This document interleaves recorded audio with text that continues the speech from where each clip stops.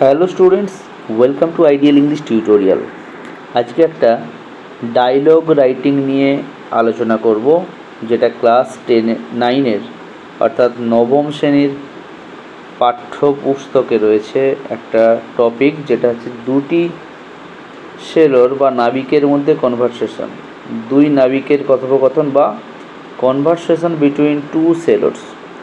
তো কিভাবে সহজ ভাষায় একটা ডায়লগ বা কনভারসেশন তোমরা লিখতে পারবে, সেটাকে আমি বাংলা থেকে ইংরেজি অনুবাদ করে বোঝানোর চেষ্টা করেছি এবং কনস্ট্রাকশনগুলো তোমাদেরকে বুঝিয়ে দিচ্ছি। দেখো, দুজন বন্ধু, একজন বন্ধুর নাম ধরলাম রাম আর একজন রাহুল। প্রথমে দেখো বাংলাতে লিখেছি যাতে তোমাদের বুঝতে সুবিধা হয়, তারপর ইংরেজিতে এটাকে ট্রান্সলেট করা হয়েছে। রাম বলছে, কেমন আছো রাহুল, এবার তুমি কোথায় গিয়েছিলে?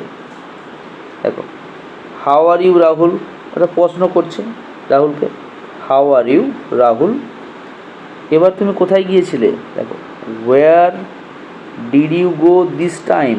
দেখো, এবার কথার অর্থ হলো এখানে দিস টাইম, আর যেহেতু প্রশ্নবাচক বাক্য তাই দেখো এখানে ডিড অক্সিলিয়ারি ভার্ব বসেছে, যেহেতু পাস্ট ইনডিফিনাইট টেন্স, এবং ডিড বসার জন্য এখানে গো হয়ে গেছে প্রেজেন্ট ফর্ম, অর্থাৎ মূল ভার্বের প্রেজেন্ট ফর্ম হয়েছে।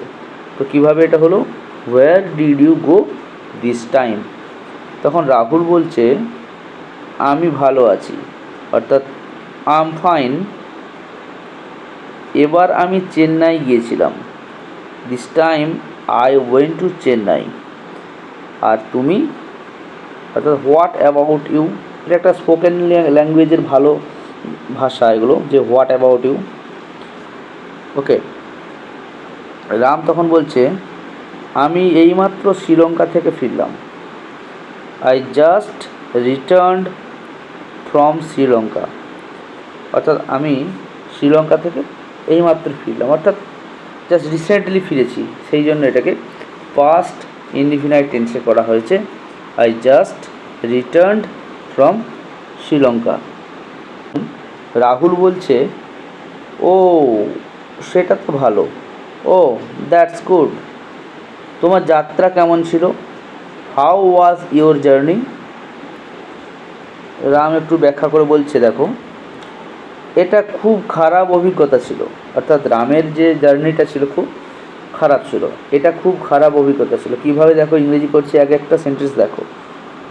রাম বলছে, ইট ওয়াজ আ ভেরি ব্যাড এক্সপিরিয়েন্স, অর্থাৎ এটা একটা খুব খারাপ অভিজ্ঞতা ছিল। আমাদের জাহাজ এবার নানা বিপদের সম্মুখীন হয়েছিল, অর্থাৎ our ship faced different perils this time. লক্ষ্য করো, মুখোমুখি হওয়া বা সম্মুখীন হওয়া ইংরেজি হচ্ছে যে ফেস, সেটাকে পাস্ট টেন্সে করা হয়েছে ফেসড। আচ্ছা, নানা সমস্যা বা বিপদের ইংরেজি হচ্ছে পেরিলস। ওকে, এখানে তোমরা প্রবলেমস লিখতেও পারো, ডেঞ্জার্স লিখতেও পারো। এক ভয়ঙ্কর ঝড় জাহাজে আঘাত করেছিল। দেখো, a violent storm hit the ship. দেখো, আঘাত করা ইংরেজি কি হিট, অর্থাৎ পাস্ট টেন্সে এখানে হিটই হবে, তাই এটা হিট হয়েছে। দেখো, a violent storm hit the ship, এবং অনেক ক্ষতি করেছিল। দেখো ইংরেজি কি, and caused great damage.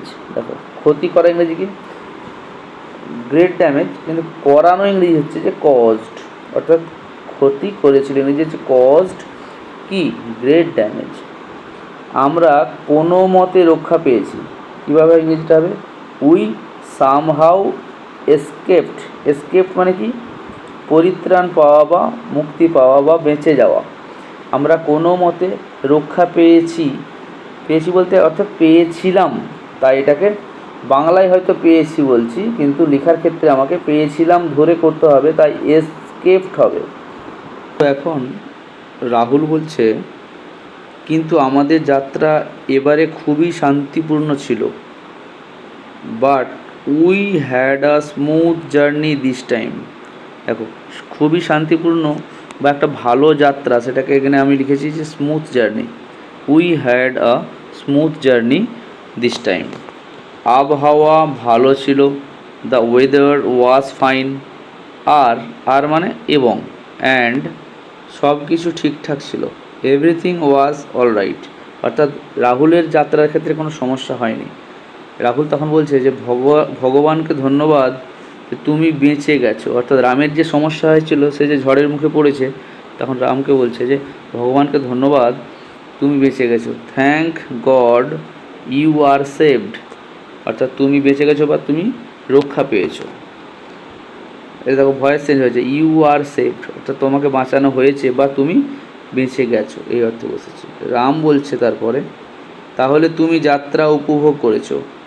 So you enjoyed the journey. এখানে লক্ষ্য করো, আমি বলছি উপভোগ করেছো কিন্তু লিখছি ইংরেজিতে এনজয়েড, কিন্তু বাংলার ক্ষেত্রে আমরা এরকম বলে থাকি যে উপভোগ করেছো, কিন্তু ইংরেজির ক্ষেত্রে কিন্তু তোমাকে পাস্ট টেন্সে লিখতে হবে, অর্থাৎ উপভোগ করেছিলে।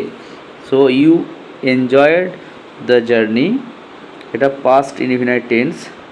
কিন্তু ভাগ্য আমাকে সাহায্য করেনি, but luck did not favour me. Favour মানে সহযোগিতা করা বা পাশে থাকা, আর যেহেতু নেগেটিভ সেন্টেন্স তাই এখানে ডিড নট বসে গেছে, আর লাক মানে হচ্ছে ভাগ্য। তারপরে রাহুল বলছে পরের বার নিশ্চয়ই ভালো হবে। এটাকে স্পোকেন ইংলিশে ভালো করে বললে এরকম হয় যে বেটার লাক নেক্সট টাইম। যোগাযোগ রেখো, কিপ ইন টাচ, অর্থাৎ পরের বার ভালো ভাগ্য হবে। আর এবার বিদায়ের মুহূর্ত, তো ওই জন্য শেষে বলছে যে কিপ ইন টাচ বা যোগাযোগ রেখো। এবং শেষে রাম বলছে ধন্যবাদ, আবার দেখা হবে, বিদায়, thank you, see you, bye. বা আমরা এখানে লিখতে পারি যে সি ইউ এগেন, বাই, এটা লিখলেও হবে। মোটামুটি এটাকে খুব সহজ ভাষায় লেখা হয়েছে, তোমরা একটু চেষ্টা করবে এটাকে বুঝে পড়ার।